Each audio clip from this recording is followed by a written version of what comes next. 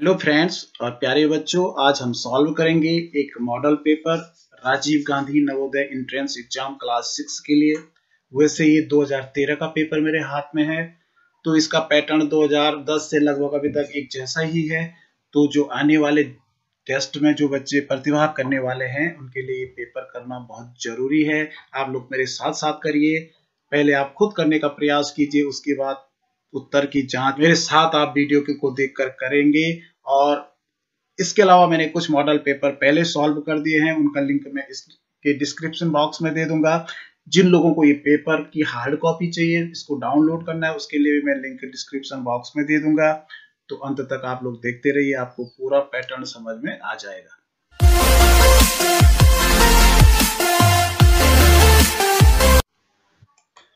तो नमस्कार दोस्तों, मैं उत्तम सिंह राणा और मेरे साथ आज सबसे पहले इसमें शुरू करेंगे हम मैथ्स का, और इसको करेंगे हम इंग्लिश मीडियम और हिंदी मीडियम दोनों प्रकार के क्वेश्चंस को, ताकि दो तरह के बच्चे इस पेपर को समझ सकें।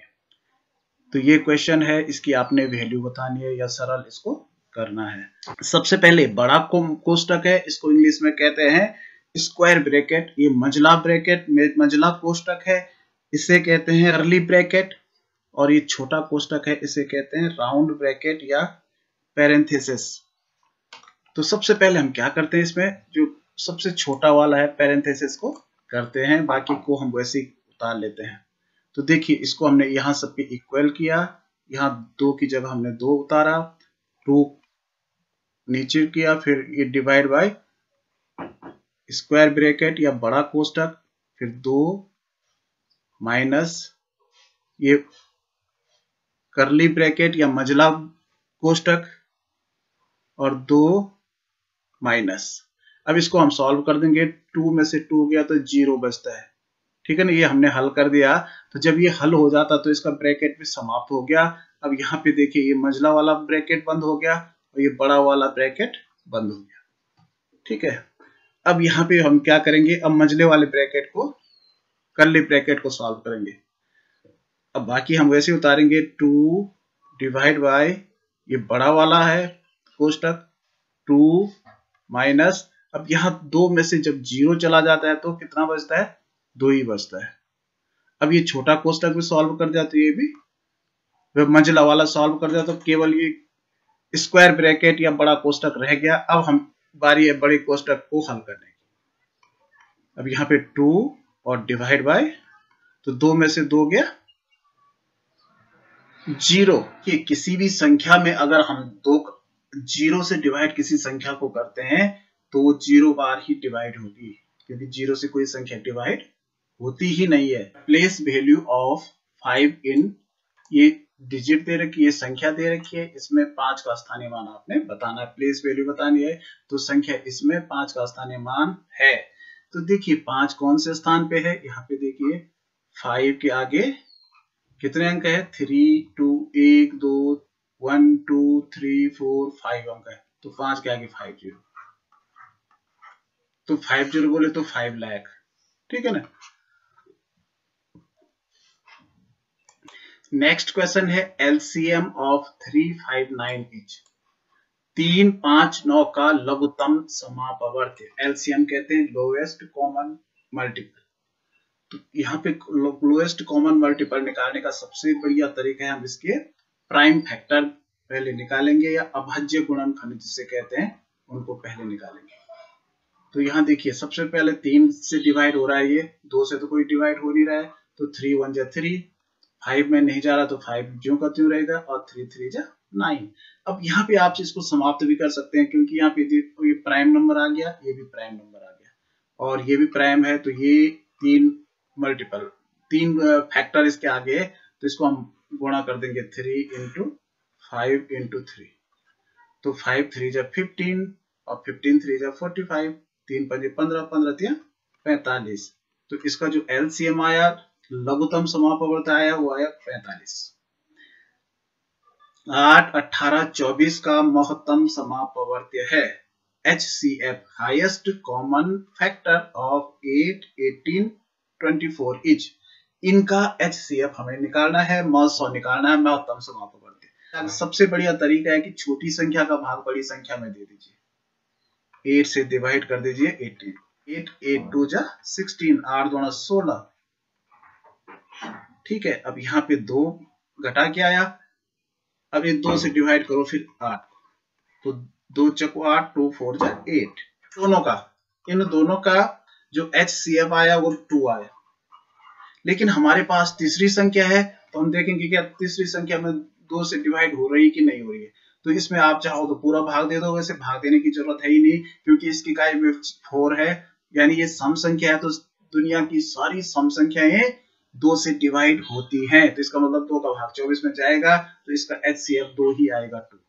देखिए अगला प्रश्न है, किसी निश्चित राशि का 1/3 भाग सीता को तथा शेष गीता को दिया गया। यदि गीता को 524 मिलते हैं तो सीता को कितने मिलेंगे? 1/3 part of a certain amount was given to Sita and rest to Geeta. If Geeta got 524, what did Sita get? निश्चित राशि माना x है, तो x का या ऑफ जिसे कहते हैं इंटू 1/3, ये किसको दिया गया? दिया गया सीता। अब गीता को कितना दिया गया, थोड़ा सा, क्योंकि गीता के लिए तो यहाँ रुपए बताए हैं, लेकिन ये जो भिन्न वाला भाग है ये नहीं बताया है। अगर आप चित्र से समझे तो यहाँ पे देखिए 1/3 का मतलब होता है किसी चीज के 3 टुकड़े, उसमें से एक हिस्सा सीता को मिला। अब ये 2 हिस्से मिले तो इसका मान 1/3 है, तो इसका मान कितना हुआ? 2/3। तो इसका मतलब गीता को कितना मिला? 2/3 मिला। अब वैसे भी आप मौखिक रूप से इसका हिसाब लगाएंगे, क्योंकि गीता को मिला 524, इसका मतलब ये दोनों 524, ये इसको जोड़ के 524, 524। तो इसका मतलब अगर हम 2 हिस्से इसके करते हैं तो 2 2 जा 4, 12, 2 6 जा 12, 2 6 12, और 4 में 2 दूनी 4 या 2 2 जा 4। तो इसका मतलब ये भी इस एक वाला खाना भी 262 का है, ये वाला खाना भी 262 का है, और ये वाला खाना भी 262 का है, तो सीता को भी 262 मिले। एक तरीका तो ये है करने का। दूसरा तरीका है, पहले एक में से इसको माइनस कर देंगे, क्योंकि 1/3 सीता को मिला, तो क्योंकि गीता का यहाँ हिस्सा दे रखा है, अमाउंट दे रखी है, तो अमाउंट का हम पहले भिन्न में ज्ञात करेंगे, क्योंकि पूरा भाग 1 है, तो 1 में से 1/3 माइनस कर देंगे। ठीक है ना। अब इसको माइनस करना आप जानते हैं, इसकी अपॉन 1 मान लेते हैं नीचे भी, और इसको बराबर करने के लिए इंटू 3 यहाँ भी और इंटू 3 यहाँ भी कर लेते हैं। तो ये कितना हो जाएगा? 3/3 माइनस 1/3, तो इसका मतलब 2/3 आया। अब इसको हम कैसे करेंगे? x का 2/3 किसके बराबर है? 524 के बराबर। तो x इक्वल टू कितना हो जाएगा? 524। अब ये इंटू ये पक्षांतर इसका हो जाएगा, इधर चला जाएगा तो ये उल्टा हो जाएगा 3/2। तो 2 1 जा 2, 2 2 जा 4, 1 बचा 12 हुआ, 2 6 जा 12 और 2 2 जा 4। तो x बराबर क्या हो गया? 262 इंटू 3। इसका मतलब 262 3 बार, तो यानी अगर हम इसका 1/3 निकालेंगे तो 262 ही निकलेगा। आप चाहे तो इसको 3 से पहले पूरा गुणा कर दो, फिर उसका 1/3 निकालो, या आप चाहे तो इसी पे यही पे समझ जाइए, क्योंकि 262 3 बार गुणा होके जो रकम निकलेगी वो पूरी रकम है, लेकिन हमने जो हिस्सा बताना है वो सीता का बताना है। तो सीता को क्योंकि इस पूरी रकम का 1/3 निकला, तो इसी का आप चाहे तो इसका 1/3 कर दो, तो ये 3 3 कट जाएगा, तो 262 इस सीता का हिस्सा बच गया, 262। प्रश्न है, इसका गुणनफल हमने बताना है, कुछ संख्याएं दे रखी हैं, इन सबको मल्टीप्लाई करना है। द प्रोडक्ट ऑफ, तो पहले देखिए 2 या ये 2 है, इंटू 0.2 इंटू 0.02 इंटू ये वाला 0.002, इस सबको मल्टीप्लाई करो। 2 से 2 को मल्टीप्लाई किया, 2 दूनी 4, 4 दूनी 8, 8 दूनी 16, 2 2 जा 4, 4 2 जा 8, 8 2 जा 16, आंसर 16 आया। लेकिन इस बात का हमें दशमलव में ध्यान रखना पड़ता है कि ऊपर प्रश्न में कितने अंकों के पीछे दशमलव है, डेसिमल है। तो डेसिमल यहाँ देखिए 3 अंकों के पीछे है, यहाँ पे 2 अंक और आ गए तो 5 हो गया, 3 और 2 5 और एक 1 ये 6, तो 6 अंक के पीछे डेसिमल है, तो यहाँ 2 अंक है 3 4 5 6, यहाँ डेसिमल पड़ेगा, यहाँ एक जीरो पूर्ण संख्या के लिए लिख देंगे हम कि यहाँ फुल नंबर कुछ नहीं है, फुल के बाद डेसिमल के बाद है 00016, तो ये वाला एक कोष्ठ के भीतर है 3/5 धन 1/5 ऋण 3/10 गुणा, ये दूसरे कोष्ठ के भीतर है 36/45 भागा 16/5 का मान होगा। वैल्यू ऑफ में है 3/5 प्लस 1/5 माइनस 3/10 ब्रैकेट क्लोज्ड और यहाँ पे इनटू है, फिर ब्रैकेट के भीतर है 36/45 डिवाइड बाय 16/5। तो इसको बड़ा आसान है, केवल कठिन दिख रहा है तो इसको यहाँ देखिए हमें यहाँ प्लस माइनस करना है इसके भीतर। तो प्लस माइनस करते समय एक बात का ध्यान रखिए कि इसमें जो डिनोमिनेटर होते हैं, हर होते हैं, इनको इक्वल करना पड़ता है। तो यहाँ इसका 10 बड़ी संख्या, तो इसका भी हमें 10 बनाना पड़ेगा, तो 2 से मल्टीप्लाई करेंगे, इसको भी पहले ही कर दो क्योंकि इसका ब्रैकेट अलग है उसका अलग है, तो हम एक साथ पहले इसको इक्वल टू करके इसको ब्रैकेट के अंदर इसको मल्टीप्लाई करेंगे, तो 3 2 जा 6, 3 दूनी 6 और 5 दूना 10 हो गया, देखिए 5 2 जा 10 प्लस ये डिवाइड है। तो जो हम फ्रैक्शन वाले सॉल्व क्वेश्चंस को करते हैं यानी भिन्न के सवाल करते हैं, तो इसमें हम भाग को नहीं करते हैं, भाग को हम चेंज कर देते हैं मल्टीप्लाई या गुणा में, तो ये हो जाएगा 36/45 45। अब डिवाइड को हमने इनटू किया और यहाँ उल्टा कर दिया 5/16। तो मल्टीप्लाई में हम क्या करते हैं, इसको काटते हैं, काटने का मतलब डिवाइड करते हैं, कोई भी संख्या जिससे नीचे वाला भी डिवाइड हो रहा हो ऊपर वाला भी डिवाइड हो रहा हो। तो यहाँ देखिए 5 से 5 1 जा 5 और 5 9 जा 45, 5 9 45। अब यहाँ देखिए 9 से 9 कम 9 और 9 चकू 36, फिर यहाँ 4 1 जा 4 4 4 जा 16, 4 चकू 16। तो यहाँ देखिए 1 गुणा 1 या 1 into 1, यहाँ 1 into 4, 1 गुणा 4, तो 1/4 इसका उत्तर आ गया। अब क्योंकि अलग कोष्ठ के भीतर है तो इसको भी हम सॉल्व कर सकते हैं क्योंकि यहाँ हमने समान हर बना रखे हैं। तो इसको देखिए यहाँ पर माइनस है, तो 6 प्लस प्लस जुड़ता है, इस बात का ध्यान रखिए। तो क्योंकि इसके पीछे प्लस है, इसके पीछे कोई निशान है, तो इसको भी हम प्लस मानेंगे। तो +6 और +2 जुड़ेगा तो 8 हो गया, 8 में से 3 माइनस हो गया तो 5/10। नीचे 3 और 10 में से एक ही 10 आएगा और इनटू यहाँ देखिए 1 1 जो 1, 1 1 और 4 1 4। अब इसको भी हम काट सकते हैं, 5 1 जो 5, 5 2 जो 10, तो यहाँ इक्वल टू हो गया, ऊपर ऊपर हमने किया मल्टीप्लाई, तो 1 1 आया और 4 2 8 आया, तो 1/8 आंसर ये वाला। नेक्स्ट क्वेश्चन है 1:9 समानुपात 9 x में x का मान ज्ञात करो। इन 1:9 proportion 9:2 find the value of x है 1 9 और ये समानुपात है, तो उसके हिसाब से 9:x। तो वैसे तो इसका मौखिक हिसाब हम ऐसे भी लगा सकते हैं कि ये देखिए 1, अगर इसको 1 मिलना था तो इसको 9 मिला, यानी कितने गुना मिला, 9 गुना मिला।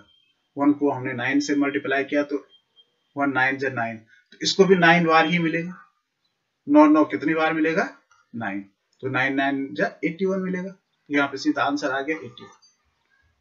ठीक है, इसको करने का जो दूसरा तरीका है, इसका बट्टा ये कर देते हैं x/9, x/9 इक्वल टू, क्योंकि इसका बटा ये किया तो यहाँ इसका बटा ये हो जाएगा, तो 9/1।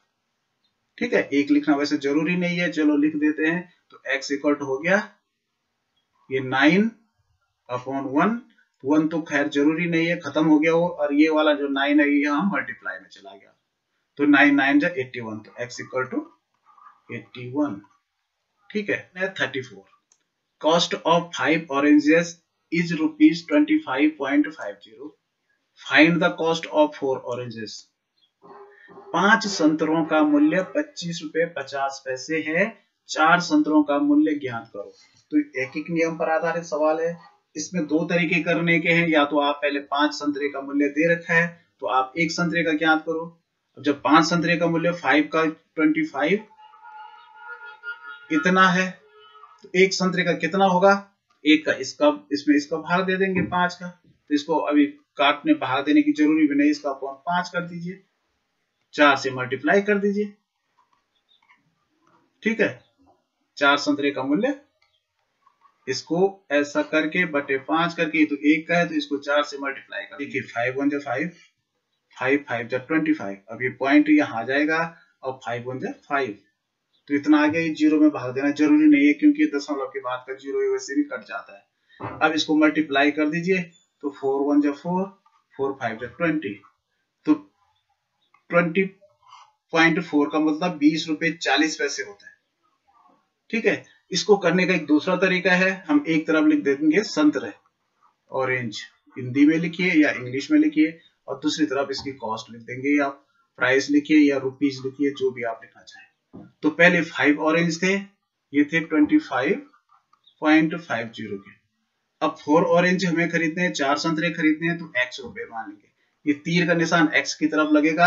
अब यहाँ हम देखेंगे कि जब यहाँ संतरे घट रहे हैं तो यहाँ मूल्य घटेगा कि नहीं घटेगा, तो जब संतरे घटेंगे तो मूल्य भी घटेगा, तो इसका मतलब इनका संबंध एक जैसा है, तो दोनों तरफ तीर एक ही तरफ लगेंगे। अब तीर लगाने का मतलब ये होता है, यहाँ x अपॉन ये किया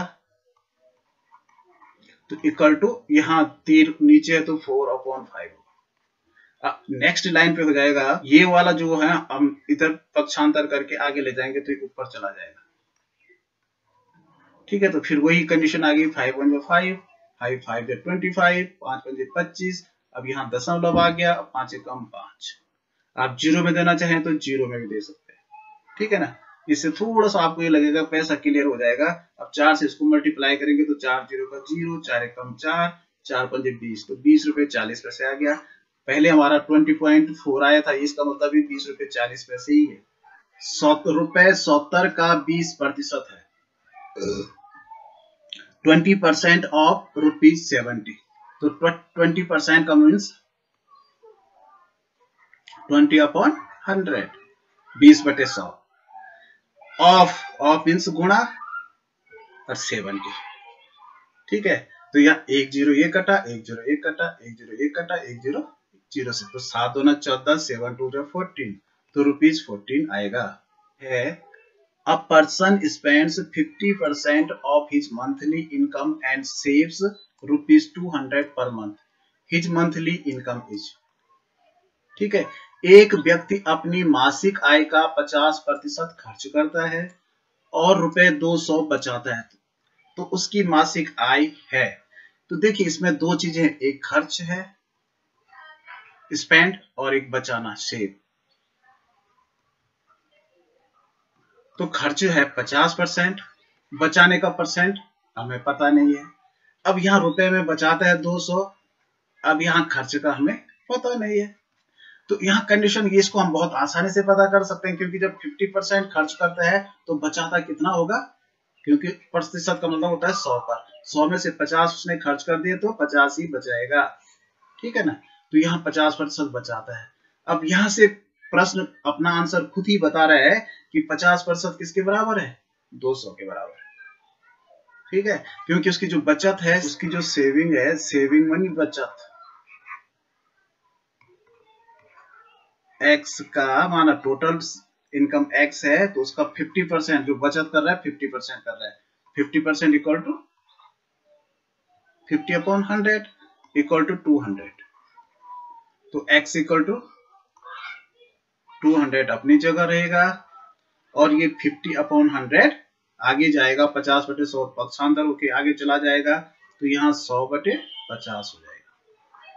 तो आप इसको काट सकते हैं, 50 50 दोनों 100, तो 200 दोनों 400, तो x इक्वल टू 400। इसका मतलब ये है कि उसकी इनकम 400 रुपए है।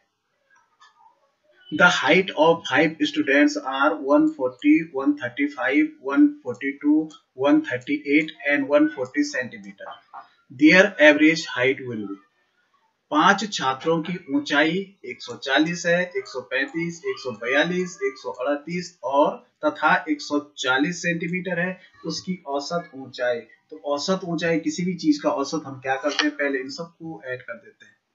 140, 135, तो इसको ऐड करके आया 695, 695। अब क्योंकि ये कितने बच्चे हैं, 5 बच्चे हैं, तो 5 से हम इसको डिवाइड कर देंगे। 5 1 जा 5, 1 9, 5 3 जा 15, 5 या 15, बचा 4, 45, तो 5 number 45। A boy slept at 9:45 p.m. and woke up the next morning at 5:30 a.m. He slept for, एक लड़का देखिए रात को 9:45 पर सोया, ठीक है ना। अगली सुबह 5:30 बजे जागा, वह कितने समय के लिए सोया। तो ऐसे सवालों में हम क्या करते हैं कि 9 बजने के बाद क्या 10 बजते हैं, 11 बजते हैं, 12 बजते हैं, 12 बजने के बाद फिर जो है 1 बज जाते हैं। तो हम ये देखते हैं कि 12 बजे में से पहले मतलब उस दिन कितना सोया, क्योंकि 12 बजे के बाद अगला दिन हो जाता है, तो क्योंकि 9:45 में सोया। इसको ये घंटे हैं, आवर है, ये मिनट है इधर। तो मिनट को हम एक साथ घटाते हैं, तो इसमें से ये नहीं जाता है, घट सकता है, क्योंकि शून्य में से 45 नहीं घटता है। तो ऐसी कंडीशन में हम क्या करते हैं, 1 आवर यहाँ से यहाँ ले लेते हैं। तो 1 घंटा जब यहाँ आता है तो इसके मिनट बन जाते हैं 60, तो 60 में से 45 घटा दीजिए 60 में से, तो बचा 15। तो यहाँ 15 मिनट आ गया और यहाँ 11 बचा ऊपर, क्योंकि 1 घंटा 1 आवर हम आगे ले गए, तो 11 में से 9 गया 2, तो इसका मतलब 2 घंटे 15 मिनट तो पहले दिन सोया। अब यहाँ पे नया दिन शुरू हो गया, तो नए दिन का मतलब 0 बजे से शुरू हुआ, तो इसका मतलब ये जो है 5 घंटे 30 मिनट और सोया, क्योंकि 5:30 पे उठा। तो इसमें हम इसको ऐड कर देंगे, तो इसका मतलब 7 घंटे 45 मिनट, ठीक है ना, 7 आवर 45 मिनट्स। इसको करने का एक और तरीका है, इसको सॉल्व करने का एक और तरीका क्या है, क्योंकि ये शाम को सो रहा है 9:45 मिनट। अब हमें पता है कि 9:45 पे सोया, 10 11 12 बजे तो फिर नया बज गया, तो वैसे नए मतलब नया 1 बज गया, ये तो 1 बजे के लिए वैसे हम 13 नहीं बोल सकते इसको, क्योंकि दिन के 1 बजे को हम 13 बोलते हैं, 2 बजे को 14 यानी 14 बोलते हैं। लेकिन यहाँ पर क्योंकि हमें तो केवल आंसर बताना है, तो हम जल्दी करने के लिए कर सकते हैं ऐसी भी गणना। 1 बजे को हम 13 बोलेंगे, 2 बजे को 14, 3 बजे को 15, 4 बजे को, तो इस तरह से 5 बजे को 17 बजे या 17 बज करके 30 मिनट भी बोल सकते हैं, ठीक है। इसमें से ये माइनस कर दो, तो मैंने बोला मिनट एक साथ माइनस करो, तो 30 में से 45 नहीं माइनस होता है, तो हम क्या करते हैं, यहाँ से फिर 1 घंटा यहाँ लेते हैं, तो ये 1 घंटे में 60 मिनट होते हैं, 30 पहले से हैं, तो ये 90 मिनट हो गए।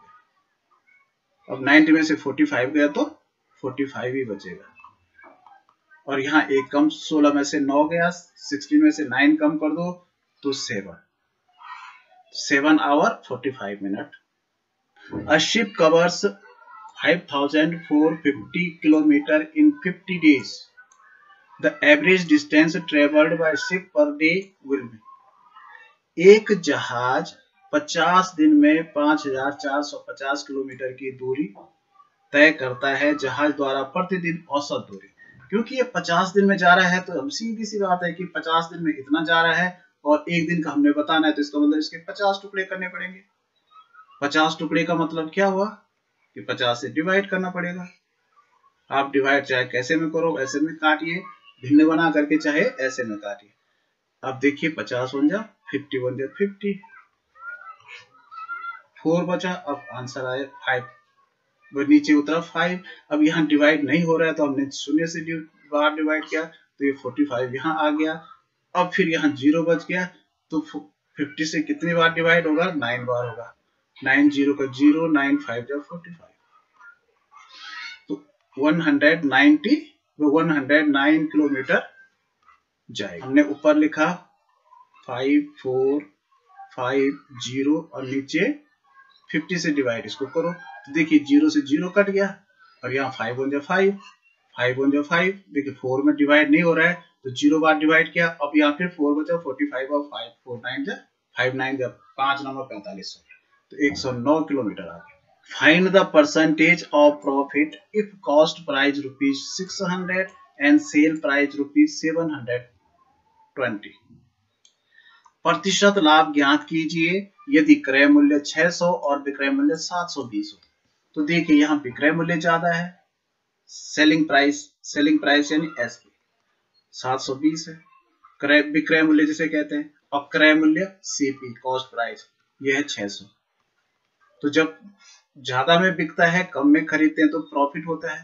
प्रॉफिट मीन्स लाभ, ये प्रॉफिट या लाभ हो रहा है। देखिए तो कितने का लाभ हो रहा है, 120 का, 120 रुपए का लाभ हो रहा है। अब लाभ प्रॉफिट प्रतिशत या लाभ प्रतिशत कैसे ज्ञात करते हैं, मैं यहाँ पे हिंदी में लिख रहा हूँ लाभ प्रतिशत या प्रॉफिट परसेंट। तो पहले हम प्रॉफिट लिखते हैं 120 इंटू 100 करते हैं, गुणा गया 100, लाभ गुणा 100 बटे क्रय मूल्य। तो क्रय मूल्य है 600, सीपी लिखते हैं नीचे, क्योंकि क्रय मूल्य लाभ और हानि का परसेंट हमेशा कॉस्ट प्राइस पर ही निकलता है। तो ये 2 जीरो कट गए, ये 2 जीरो कट गए, 6 1 जा 6, 6 कम 6, 6 2 12 और जीरो में जीरो बार भाग दे। तो इसका मतलब देखिए नीचे 1 आ गया, समाप्त हो गया, तो प्रॉफिट परसेंट निकल गया 20%। Simple interest of ₹5,000 for 5 years and the rate of 10% per annum will be। रुपए 5,000 का 10% वार्षिक ब्याज की दर से 5 वर्ष का साधारण ब्याज होगा, इसे कहते हैं। तो मूलधन या प्रिंसिपल 5,000 है, 5,000। रेट या दर जिसे कहते हैं, रेट ऑफ इंटरेस्ट 10%। टाइम या समय जिसे कहते हैं, टाइम कितना है इसमें दे रखा, 5 वर्ष है, 5 ईयर। अब हमें एसआई ज्ञात करना है या साधारण ब्याज। तो साधारण ब्याज बराबर क्या होता है, सिंपल इंटरेस्ट या साधारण ब्याज भी इसे कहते हैं। सिंपल इंटरेस्ट आप हिंदी में लिखिए चाहे इंग्लिश में लिखिए।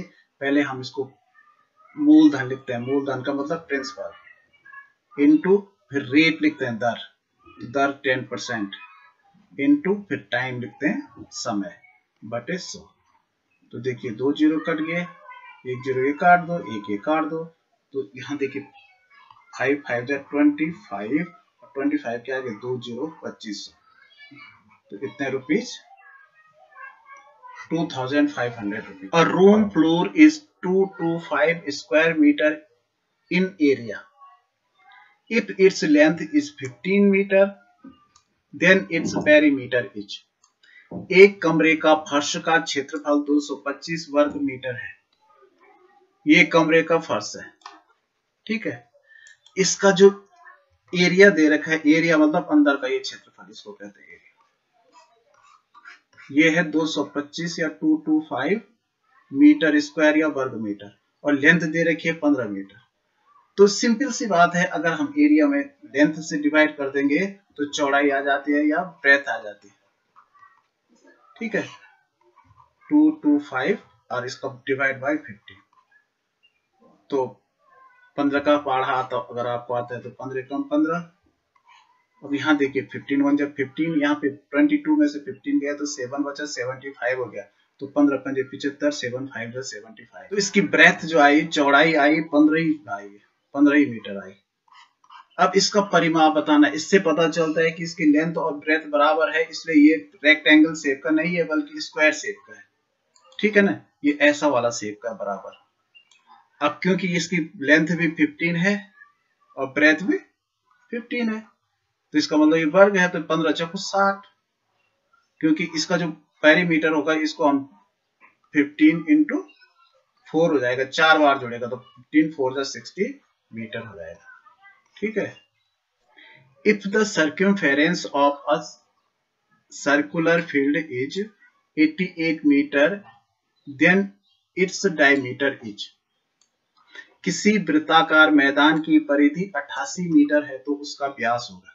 तो देखिए वृत्ताकार मैदान है, तो परिधि बोलते हैं इसकी बाहर की माप है, ठीक है ना, सर्कमफेरेंस बाहर की माप को। तो इसका जो सर्कमफेरेंस का जो सूत्र होता है, तो C बराबर 2 पाई r। हिंदी वाले बच्चे, परिधि बराबर होता है 2 बाय पाई r। तो 2 पाई आर का मतलब हुआ 2 इंटू पाई का मान होता है 22/7 22/7 गुणा आर हमें ज्ञात करना है। आर का मतलब त्रिज्या। अब बराबर दे रखा है परिधि का मान 88। तो मैं यहाँ पे जगह कम है तो मैं इसको क्या कर रहा हूँ, यही से इधर पक्षांतर कर दे रहा हूँ। यहीं पे ये उठा करके हमने यहाँ केवल x रखना है r, क्योंकि हमें r का मान ज्ञात करना है, बाकी इसको उठा करके आगे ले जाना है अगली लाइन पे। लेकिन यहाँ पे जगह नहीं, मैं यहीं पे इसको आगे ले जा रहा हूँ। तो ये 7 नीचे है तो यहाँ ऊपर चला जाएगा, और अपॉन ये 22 और 2 ऊपर है तो यहाँ नीचे आ जाएंगे इंटू 2। अब यहाँ पे अगर 22 की टेबल आपको आती है तो 22 1 जा 22 और 22 4 जा 22 चक्कू 88 होता है। 2 1 जा 2 2 2 जा 4 और 7 2 जा 14 मीटर इसकी आर आया। आर का मतलब यहां से यहां तक त्रिज्या आई इसकी 14 मीटर। तो हमने इसका व्यास बताना है ऊपर से नीचे, तो इसका मतलब इसका दुगना होगा। तो 14 इंटू 2 कितना होगा, 28 मीटर हो जाएगा। ठीक है ना, तो व्यास हो जाएगा 28 metre. In the figure given below what is the value of x degree. निम्न चित्र में x डिग्री का मान होगा, इसका मान हमें बताना है। तो देखिए ये सिंपल है, इसको कुछ करना नहीं है, हमें पता है यहां से यहां तक ये सरल कोण है। सरल कोण बोले तो 180 डिग्री का कोण। ठीक है, तो 180 में से इसका जो एक हिस्सा है वो 45 डिग्री है, तो 180 में से 45 कम कर दीजिए तो 135 डिग्री हो जाएगा, 135 degree. How many total days are there in 6 months 7 weeks and 16 days। 6 महीने 7 सप्ताह तथा 16 दिनों में कुल कितने दिन होंगे। देखिए इसमें 3 चीजें हैं। एक तो पहले 6 महीने हैं तो 6 मंथ या 6 माह आप लिख सकते हैं, इंग्लिश में लिखिए या हिंदी में लिखिए। फिर है इसमें 7 सप्ताह 7 वीक्स। फिर इसमें 16 दिन या 16 डे। तो पहले 6 माह में कितने दिन होंगे, एक महीने में कितने दिन होते हैं, 30 दिन। तो 30 इंटू 6 कर देंगे तो 6 3 18 180 डेज हो गए। ठीक है, अब 7 सप्ताह में कितने दिन होते हैं, एक सप्ताह में 7 दिन होते हैं, तो 7 सप्ताह में 7 इंटू 7 7 सप्ताह 49 49 डेज हो गए। और ये 16 दिन में तो 16 ही दिन होंगे। अब इन सब तो 245 दिन होंगे, 245 days। HCF of two numbers is 20 and the LCM is 120. If one number is 60, find the other number। दो संख्याओं का महत्तम समापवर्तक 20 है तथा लघुत्तम समापवर्त्य, इसको समापवर्त्य की जगह समापवर्तक होना था, ये समापवर्त्य नहीं होता, समापवर्तक होता है मौसा। और ये है लघुत्तम समापवर्त्य 120 है। पहली संख्या 60 है तो दूसरी संख्या ज्ञात करो। तो इसमें क्या होता है, दोनों संख्याओं का संख्या गुणा संख्या, जब एक संख्या दे रखी है तो संख्या गुणा मल्टीपल संख्या दूसरी संख्या, दूसरा नंबर इक्वल टू होता है लॉसा गुणा मौसा, LCM इंटू HCM। ठीक है, तो एक संख्या हमारे पास ज्ञात करनी है x, एक संख्या दे रखी है 60, तो इक्वल टू हो गया 120 LCM है और 20 इसका HCF है। तो x इक्वल टू कितना हो जाएगा, ये तो वैसे ही रहेंगे 120 इंटू 20, और ये जो 60 है ये अंडर रूट में यहाँ चला जाएगा इक्वल के आगे आने में। तो यहाँ देखिए ये कट रहा है, 0 से 0 कटा और 1 6 1 6 6 2 12, तो 20 दोनों 40 40 होगी। Which of the following numbers are arranged in ascending order। इनको ascending order में लगाना है। निम्न में से कौन सी संख्याएं आरोही क्रम में व्यवस्थित हैं। अच्छा, कौन सी संख्या जो आरोही क्रम में लग चुकी है, तो देखिए ये भिन्न में है, ये फ्रैक्शन के रूप में दो, और ये डेसिमल में है। तो अच्छा है कि हम इन सबको डेसिमल में एक बार चेंज कर दें। तो 2 1/2 है, तो इससे हम क्या करेंगे, 2 से डिवाइड करेंगे 1 को, तो डिवाइड नहीं हो रहा है तो यहाँ पॉइंट रखेंगे, यहाँ 0, तो 2 पंजे 10 या 2 5 जा 10, तो यानी इसका मान आया 0.5 या 0.5 इसे कह सकते हैं। ठीक है, यहाँ 3 से डिवाइड करेंगे हम 1 को, तो डिवाइड नहीं हो रहा है, यहाँ हमने पॉइंट रखा, दशमलव रखा, तो यहाँ 10 हुआ, तो 3 तिया 9, तो एक बार भी कर सकते हैं, या आप 2 बार भी करना चाहें तो एक बचे, यहाँ 1 दशमलव और, तो 3 तिया 9, आप 2 बार भी कर सकते हैं, बहुत है वैसे, क्योंकि इसका मान आ गया 0.33। अब देखिए इसमें सबसे असेंडिंग ऑर्डर में सबसे छोटा है, तो पहले 10वां देखेंगे हम, 10वां इसका 3 है, 10th इसका 5 है, 5 और इसका 2 है, तो इसका मतलब सबसे छोटा ये है 2 वाला, तो 2 वाला इन दोनों में है। असेंडिंग ऑर्डर में लगाने हैं तो सबसे छोटा पहले, दूसरे नंबर पे 3 वाला होगा, तो 3 वाला का मतलब इसका 1/3, तो यहाँ 1 2 है तो 1/3 इसमें है, तो इसका मतलब ये वाला आंसर सही है। लास्ट में 1/2 या 0.5 सबसे बड़ा मान कितना होगा, तो हमको पता है त्रिभुज के अंतः कोणों का योग 180 अंश होता है। इंटीरियर एंगल्स का जो टोटल योग है 180 डिग्री होता है। इसमें से 2 एंगल हमें पास दे रखे हैं, तो इसको हम दोनों एंगल को देखेंगे कितना जोड़ के कितना हो रहा है। तो इसमें से 180 में से 122 एंगल हैं, तो एंगल्स हैं, तो हम इनको घटा देंगे तो 60 डिग्री का तीसरा एंगल, तो x का मान 60 डिग्री हो जाएगा। Greatest 4 digit number formed by 1 0 5 and 7 digit is 1 0 5 तथा 7 अंकों से बनी 4 अंकों की सबसे बड़ी संख्या है। तो जब हम दिए हुए अंकों से सबसे बड़ी संख्या बनाते हैं तो हम क्या करते हैं, सबसे पहले सबसे बड़ा अंक लिखते हैं, फिर उसके बाद सबसे बड़ा दूसरे नंबर का, फिर उसके बाद सबसे बड़ा तीसरे नंबर का, लास्ट में सबसे छोटा। तो ये 7510 7510 हो जाएगा। ये 50वां प्रश्न है। A milkman sells 200 liters of milk per day. एक दिन में 200 लीटर बेच रहा है। The total quantity of milk sold by him in month of February in year 2000 will be। एक दूध विक्रेता प्रतिदिन 200 लीटर दूध बेचता है, उसके द्वारा वर्ष 2000 के फरवरी माह में बेचे गए दूध की मात्रा कितने लीटर होगी।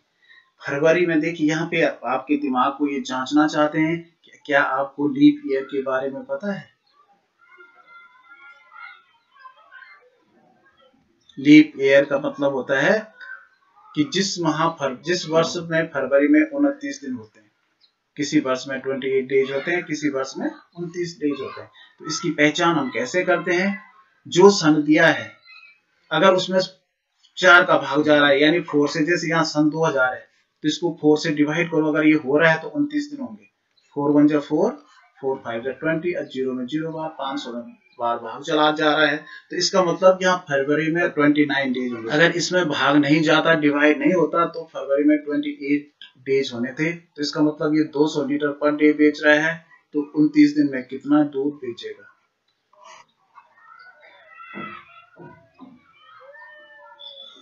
$5,800 लीटर्स। चलिए अब सॉल्व करते हैं मेंटल एबिलिटी। इसमें जीके और मेंटल एबिलिटी दोनों प्रकार के क्वेश्चन पूछे जाते हैं।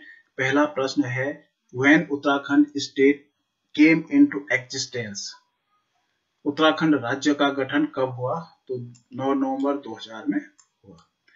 Jim Corbett national park is situated in district.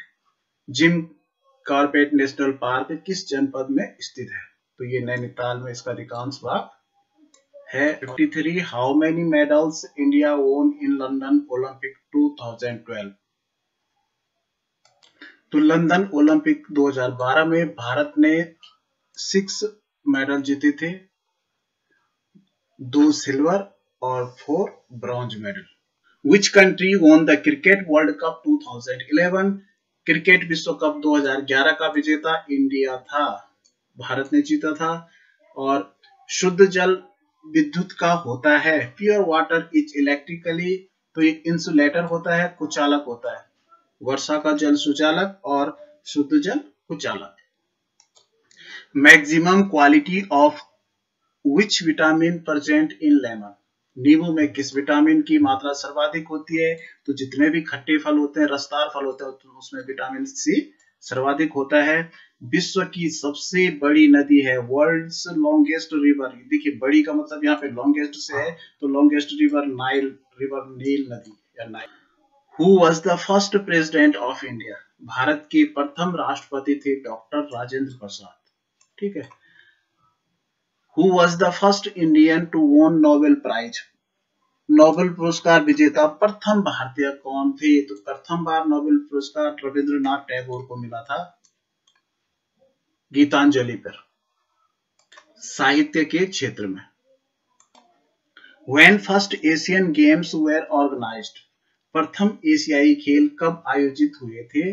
तो 1951 में हुए थे नई दिल्ली में। प्रश्न नंबर 61 से हमने क्या करना है, तीन विकल्प एक जैसे हैं और एक विकल्प अलग है। अलग विकल्प को हमने चूज करना है। अलग ऑप्शन कौन सा है? तो देखिए ए ई एम यू। तो देखिए ये तीन जो है वॉवेल्स हैं, ए ई और यू। एम जो है कॉन्सोनेंट है, वॉवेल्स बोले तो स्वर, जैसे हिंदी में स्वर होते हैं, इंग्लिश में 5 स्वर होते हैं, ई ई आई ओ यू। तो एम कॉन्सोनेंट है, तो ये अलग। मैंगो, रेडिस, बनाना, एप्पल। आम, मूली, केला, सेब। तो इसमें जाहिर है कि मूली होगा क्योंकि बाकी तीनों फ्रूट्स हैं। देहरादून, लखनऊ, शिमला, रुद्रपुर। देहरादून, लखनऊ, शिमला एंड रुद्रपुर। तो देखिए देहरादून भी कैपिटल है, लखनऊ भी कैपिटल है, शिमला भी कैपिटल है, तो रुद्रपुर आंसर होगा क्योंकि ये कैपिटल नहीं है। No ball, wide ball, goal, wicket. No ball, wide ball, goal, wicket. तो देखिए ये क्रिकेट में यूज होता है, ये भी क्रिकेट में, ये भी क्रिकेट में, लेकिन गोल जो है हॉकी या फुटबॉल में किया जाता है। सोना, चांदी, तांबा, लकड़ी। Gold, silver, copper, would. देखिए ये तीनों धातुएं हैं, तो अलग जाहिर है कि लकड़ी होगा। प्रश्न नंबर 66 से हमें क्या करना है कि हमें अगले कौन सी संख्या आएगी वो बतानी है। तो यहाँ देखिए 17 है, तो 19 है, तो 2 का अंतर है।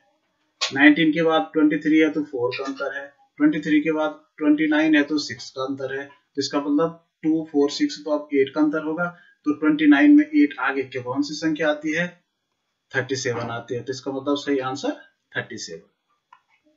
यहाँ पे देखिए ई एच के, तो क्या आएगा? देखिए ई के बाद क्या होता है? ई एफ जी एच, 2 अक्षर छोटे। आई जे के, यहाँ पे 2 अक्षर छोटे छोटी छूट गए हैं के के बाद, तो एल एम एन आएगा, 2 अक्षर छोड़ने के बाद N. C X F U I R. क्रम ऐसे देखें तो यहाँ सी के बाद जो है डी ई को छोड़ के, 2 को छोड़ के एफ, जी एच को छोड़ के आई, तो जे और टी को छोड़ के एल आएगा।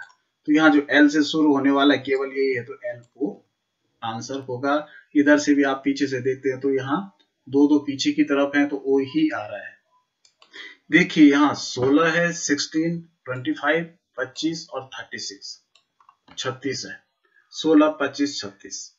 तो देखिए 16, 16 जो है 4 का स्क्वायर है, 25 जो है 5 का स्क्वायर है, 5 का वर्ग, और 36 जो है 6 का वर्ग या 6 का स्क्वायर है। तो इसका मतलब 7 का स्क्वायर आएगा, 7 इंटू 7, 7 गुणा 7 तो 49 आएगा, 49।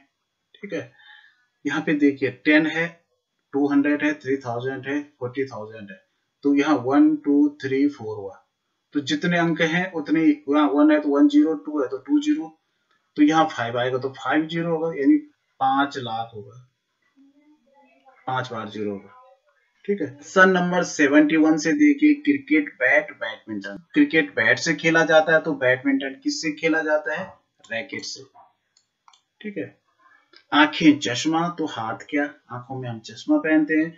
आईज पे स्पेक्टिकल्स पहन, तो हाथ पे चूड़ी, बैंगल्स पहनी जाती है। ठीक है। Japan, Tokyo, China. तो चाइना की कैपिटल बीजिंग है, जापान की राजधानी टोक्यो है और चीन की बीजिंग। Computer, CPU. कंप्यूटर का मस्तिष्क है सीपीयू। तो मानव का मस्तिष्क ब्रेन जैसे होता है, वैसे कंप्यूटर का सीपीयू होता है। 15:35 प्रपोर्शन 21:what। यहाँ पे हमें बताना है कि 15 का जो अनुपात 35 से है, वही अनुपात 21 का, उसी समानुपात में 21 का अनुपात किससे है? तो यहाँ पे हम x मान लेंगे, तो x upon 21 equal to 35 upon 15, 35/15। तो अगली पंक्ति में क्या होगा, मैं यही पे इसको खत्म कर रहा हूं, इसको मैंने पक्षांतर करके यहाँ ले गया तो ये ऊपर चला गया, तो काटिए आप, 5 3 15, 5 3 जा और 5 7 जा, 5 7 35, 3 एकम 3, 3 7 21, तो 7 7 जा 49, 7 7 49, तो यहाँ पे आएगा 49। If in a certain code EMIT is written as 4321, then time will be written as। यदि EMIT को सांकेतिक भाषा में इतना लिखा जाता है तो टाइम को लिखा जाएगा। देखिए टी, हम ये देखेंगे टी के लिए क्या लिखा है यहाँ पे, तो टी लास्ट में, तो यहाँ पे 1 है तो हम 1 लिखेंगे। आई के लिए क्या लिखा गया, 2 लिखा गया तो 2 लिखेंगे। एम के लिए 3 और ई के लिए 4, ये वाला, ठीक है। यहां पर है if square into triangle equal to 18, square divide triangle equal to 2, then in which of the following value is correct. अगर वर्ग गुणा त्रिभुज बराबर 18 है और वर्ग भागा त्रिभुज बराबर 2 है, तो निम्न में से कौन से मान सही हैं। तो देखिए अगर हम इसको मान सही मानते हैं, तो अगर इसका बराबर 9 है, त्रिभुज के बराबर 2 है, तो 9 गुणा 2 18, और 2 का भाग 9 में देंगे तो 2 नहीं आएगा, ठीक है, तो ये नहीं है। अगर वर्ग बराबर 6 और त्रिभुज बराबर 12 मानते हैं, तो 12 छक्का 72 हो रहा है गुणा करके, तो ये भी उत्तर नहीं है। अगर ये स्क्वायर बराबर 6 और ट्रायंगल बराबर 3 मानते हैं, तो 6 3 18, 6 3 18 और 3 से 6 को डिवाइड करेंगे तो 2, तो ये बिल्कुल सही आंसर मैच कर। If a is to b equal to 5 is to 14 and b is to c equal to 7 is to 3, then the value of a ratio b ratio 3। यदि a अनुपात b बराबर 5:14 तथा b अनुपात c बराबर 7:3 हो तो a b c का अनुपात बताइए। तो देखिए इसमें हम क्या करेंगे, a b c इसका अनुपात बताना है। तो पहले देखिए a b का अनुपात हम लिखेंगे, तो a 5 मिला, b को 14 मिला।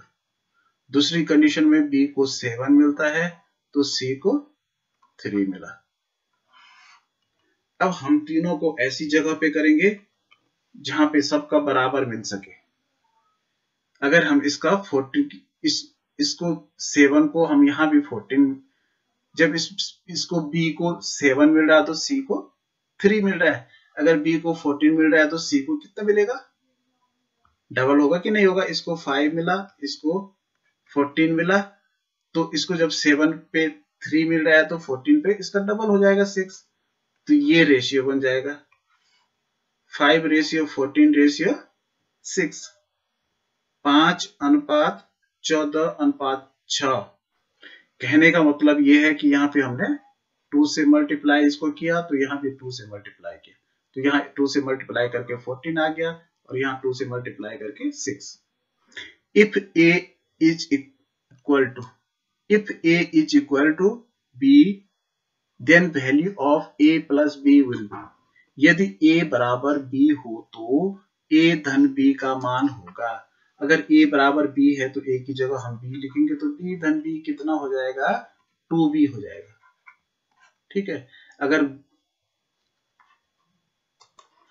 इफ ये 4 बार स्क्वायर दिए गए हैं, represents 20 chocolates, then 3 square will represents how many chocolates। अगर ये 4 वर्ग है, ये 20 चॉकलेट को प्रदर्शित करते हैं, तो 3 वर्ग कितने चॉकलेट को प्रदर्शित करेंगे। तो क्योंकि ये इनकी संख्या है 4 और चॉकलेट है 20, तो हम 20 में 4 से डिवाइड कर देंगे। कैसे भी आप डिवाइड करो, तो 4 1 जा 4, 4 5 जा 4 5 जा 20, तो 5 आंसर आ गया, ठीक है। तो 5 आंसर आ गया, तो इसका मतलब एक बॉक्स जो है 5 चॉकलेट दिखा रहा है, तो यहाँ 3 बॉक्स हैं तो 5 चॉकलेट को अगर एक बॉक्स दिखा रहा है तो 3 बॉक्स 15 चॉकलेट को दिखाएंगे, शो करेंगे। क्वेश्चन नंबर 81 से हमें क्या करना है कि 4 आकृतियां दे रखी हैं, इनमें से 3 किसी न किसी रूप से समान है और एक अंतर जिसमें एक अलग है। उस अलग आकृति को छांटना है। तो इसमें साफ पता चल रहा है कि और रेखाखंडों से मिलकर बनी है और ये वृत्त रेखाखंड से नहीं बना हुआ है, तो ये डिफरेंट है। इनमें अगर हम गौर करें तो देखिए इसमें और इसमें जो आकृति बाहर से है वही अंदर से है, लेकिन ये अलग है, तो आंसर यही। इनमें अगर हम गौर करें तो यहाँ स्क्वायर बना है, यहाँ सर्किल बना है एक ही डंडे पे। इसमें भी देखिए स्क्वायर सर्किल एक ही डंडे पे है, स्क्वायर सर्किल मतलब वर्ग और वृत्त एक ही डंडे पे वर्ग वृत्त बने हैं, लेकिन इस पे ये अलग अलग डंडों पे बने हैं वर्ग वृत्त, तो आंसर यही। देखिए अगर इन पे गौर करें तो 3 डंडियां ऐसे में है, 4 बड़े में है, 2 ऐसे में, 3 ऐसे में, 1 ऐसे में, 2 ऐसे में, लेकिन इसमें 2 डंडी बराबर है, तो एक अंतर है सब जगह, तो ये अलग सा है। इस आकृति में गौर करें तो ये 2 डंडियां 2 रेखाखंडों से मिलकर के आकृतियां सभी बनी है, लेकिन 3 आकृतियों में ये रेखाखंड एक दूसरे से टच हो रहे हैं, जबकि इसमें टच नहीं हो रहे। इन आकृतियों में आपको क्या करना है कि जो पहले एक आकृति दे रखी है इसी के ठीक समान इनमें से कौन सी है। तो देखिए इसमें दोनों मुंह एक तरफ मिल गए, तो ये इसकी ठीक समान जो है ये है, बाकी इसका मुंह इधर हो गया, कोई भी आकृति मैच नहीं कर रही है। इसके समान अगर हम देखेंगे तो यहाँ देखिए 2 गोले ऊपर और एक तीर का निशान है, तो इस पे तो है नहीं, इस पे भी नहीं है, तो 2 गोले ऊपर तीर का निशान इस पे है, रही है, और ये बिल्कुल मैच कर रहा है। इसके समान देखिए इसके नीचे स्क्वायर है, ऊपर ट्रायंगल है, नीचे वर्ग ऊपर त्रिभुज, तो इस पे देखिए त्रिभुज और यहाँ पर ये बिल्कुल ऐसा है, तो बी वाला आंसर मिल रहा है। इसका देखिए इधर वाला काला है दाएं तरफ का, तो ब्लैक इधर इन दोनों में है, यहाँ इस वाले में बिंदु है, तो इसका तो है नहीं बिंदु, तो डी वाला देखिए बिल्कुल बिंदु। ये 3 त्रिभुज नीचे को है, एक त्रिभुज ऊपर है, इसमें तो नहीं है, मैच कर रहा है, ये बिल्कुल मैच कर रहा है बी वाला, 3 त्रिभुज नीचे एक ऊपर ये वाला। इन आकृतियों में आपने बताना है जो संबंध इसका इससे है वही संबंध इसका किससे है। अगर हम इस आकृति को देखें तो इसमें क्या हो रहा है कि ये जो आकृति जड़ है इसको एंटी क्लॉकवाइज घुमाया गया है, ठीक है, ये जो जड़ है इसको एंटी क्लॉक है, इसको क्लॉकवाइज घुमाया गया है 90 डिग्री 90 डिग्री, तो इसको भी हम क्लॉकवाइज घुमाएंगे, ये आ जाएगा और ये ऐसा आ जाएगा, तो सी वाला उत्तर बिल्कुल सही है। देखिए ट्रायंगल है, त्रिभुज है, इसके अंदर दूसरा त्रिभुज आ गया, 2 ट्रायंगल एक साथ बन गए। यहाँ स्क्वायर है यानी वृत्त है, तो इसके भी 2 वृत्त बन जाएंगे, तो आंसर बी। देखिए प्रॉब्लम फिगर में 2 वृत्त हैं, सर्कल हैं, इनका बीच में काला बन गया, यहाँ एक सर्कल है व्हाइट, तो इसके अब 2 काले बन जाएंगे इसी डायरेक्शन में, तो ये वाला आंसर होगा। स्क्वायर में ये 2 लगे हुए हैं इस तरह से डंडियां, लेकिन इसकी डंडियां दूसरी आकृति में गायब हैं, तो यहाँ जो इसका वृत्त है सर्किल है इसके भी 2 डंडियां गायब हो जाएंगे, तो आंसर डी। यहाँ देखिए ये गुणा का निशान है मल्टीपल का और इसके बाहर 4 बिंदु हैं, तो ये मल्टीपल का निशान वैसी है, 4 बिंदु अंदर चले जाते हैं, तो प्लस के निशान में भी 4 बिंदु अंदर चले जाएंगे, तो ये बी वाला। स्क्वायर के भीतर 4 हिस्से किए गए हैं, 3 हिस्से एक निश्चित क्रम से फिलअप किए गए हैं, तो चौथा हिस्सा हमने भरना है, तो यहाँ से ये मिलेगा यहाँ, और तीर का निशान अंदर को होगा, बाहर यहाँ पे स्क्वायर होगा, तो ये देखिए ये बिल्कुल मैच कर रहा है ये वाला। इसमें अगर हम गौर करें तो इसकी आकृति ये और ये मैच कर रही है, तो इसका मतलब इससे आकृति मैच करेगी, तो जो ये सेम आकृति बनी हुई है तो इसी में से सेम आकृति कौन सी है, ये वाली है। इसमें हम देखेंगे इसमें सीधा सा यहाँ मिला रखा है और इसको ये मिला दीजिए। इसमें अगर हम ऊपर का पैटर्न देखें तो यहाँ ये वाला पैटर्न मिल रहा है, तो इसका मतलब ये वाली आकृति बिल्कुल सही आएगी। अगर हम इसको यहाँ से उठाएं और इस पे लगाएं तो ये देखिए ये बिल्कुल मैच कर रही है, तो इसका मतलब इसका आंसर ठीक है। ये लास्ट 100वां है, ये देखिए प्लस का निशान है, बाहर से स्क्वायर बना है या वर्ग बना है, गायब हो गया दूसरे में, तो यहाँ भी गुणा का निशान है, तो यहाँ बाहर का जो वर्ग बना है या स्क्वायर बना है ये भी गायब हो जाएगा, रह जाएगा जो आकृति डी में है। तो इस तरह से ये सामान्य ज्ञान का प्रश्न नंबर 100वां था, ये पूरा हुआ। और अब हम करते हैं हिंदी वाला पोर्शन, हमने छोड़ रखा है तो इसलिए हम सॉल्व करेंगे अब हिंदी को। पहला प्रश्न है लिपि क्या है। तो एक लिपि जो है लिखने का एक तरीका होता है, ढंग होता है, ठीक है। कर्म के आधार पर क्रिया के भेद होते हैं, तो दो भेद होते हैं, एक सक्रिमक क्रिया और अक्रिमक क्रिया। हिंदी वर्णमाला में स्वर की संख्या कितनी होती है, तो 11 होती है, 11। अनुकूल शब्द का विलोम होता है प्रतिकूल।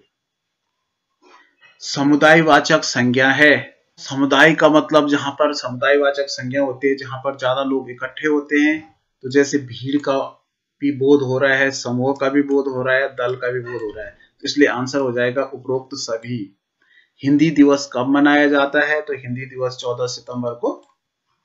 एक वचन में ही प्रयुक्त होने वाला शब्द, तो जो एक वचन में प्रयुक्त होता है हमेशा वो दूध होता है। बच्चों से प्यार करो, प्यार वाक्य में रेखांकित शब्द है, तो जो रेखांकित प्यार है तो प्यार को बोलते हैं भाववाचक संज्ञा होती है प्यार। अनिश्चयवाचक सर्वनाम, तो जिसमें कोई निश्चय नहीं होता है तो कोई अनिश्चयवाचक सर्वनाम है। विशेषता बताने वाले शब्द होते हैं, विशेषण होते हैं। जो संज्ञा की जो संज्ञा या सर्वनाम की विशेषता बताते हैं वो विशेषण कहलाते हैं। आग शब्द का पर्यायवाची नहीं है, अग्नि तो है, अनल का मतलब भी आग होता है, अंबर का मतलब आकाश होता है, पापक मणि भी आग होता है, तो इसलिए इसका जो सही आंसर है वो अंबर है। अंबर का इसमें नहीं है, इसका पर्यायवाची आकाश का पर्यायवाची होता है अंबर। अंबर वस्त्र का भी पर्यायवाची होता है। आवश्यक शब्द का विलोम है, तो आवश्यक का होगा अनावश्यक। कपड़े बुनने वाले व्यक्ति को कहते हैं, तो उसे जुलाहा कहते हैं, ठीक है। वर्ण का अर्थ है, तो वर्ण अक्षर को भी कहते हैं, रंग को भी कहते हैं और जाति को भी कहते हैं, तो उपरोक्त सभी इसका आंसर हो जाएगा। संस्कृत और हिंदी भाषाओं की लिपि है, तो देवनागरी लिपि है। निम्नलिखित में से कविंद्र शब्द का सही संधि विच्छेद है, तो कवि धन इंद्र होगा, कविंद्र, ये वाला आंसर। तो ई धन ई मिल के बड़ी ई बना रहे हैं, तो ये दीर्घ संधि का उदाहरण है। आकाश से बातें करने का अर्थ है बहुत ऊंचा होना। पापड़ बेलने का अर्थ, पापड़ बेलना, तो बहुत मेहनत करना, ठीक है। ईश्वर को मानने वाला कहलाता है आस्तिक। रावण के लिए प्रयुक्त होने वाला उपयुक्त शब्द कौन सा है, तो दशानन कहते हैं, 10 है आनंद जिसके सर 10 थे। दो वर्णों के मेल को कहते हैं, सार्थक मेल को कहते हैं शब्द, ठीक है। अनुज शब्द का अर्थ है, अनुज कहते हैं छोटे भाई के लिए, अग्रज बड़ा भाई, अनुज छोटा भाई। बंदर का स्त्रीलिंग, तो बंदरिया होता है। आम का एक अर्थ है फल, दूसरा अर्थ है, जैसे आम आदमी कहते हैं तो आम आदमी का मतलब सामान्य आदमी, ठीक है। नीचे दिए गए शब्दों में शुद्ध शब्द है, तो आशीर्वाद कई बार पूछा जाता है, इस तरह से लिखा जाता है आशीर्वाद। व के ऊपर र होता है, बड़ी शी होती है, तो आशीर्वाद ये शुद्ध है। तो इस तरह से 25 प्रश्न हमारे पूरे हुए। अगर आपको अच्छा लगा, मुझे पूरा विश्वास है कि आपको ये बहुत अच्छा लगा होगा। ये पेपर बहुत ही स्टैंडर्ड का था, और अगर आपको अच्छा लगे तो इसको लाइक जरूर कीजिएगा, शेयर जरूर कीजिएगा इसको, और चैनल को सब्सक्राइब जरूर कीजिएगा। धन्यवाद, नमस्कार।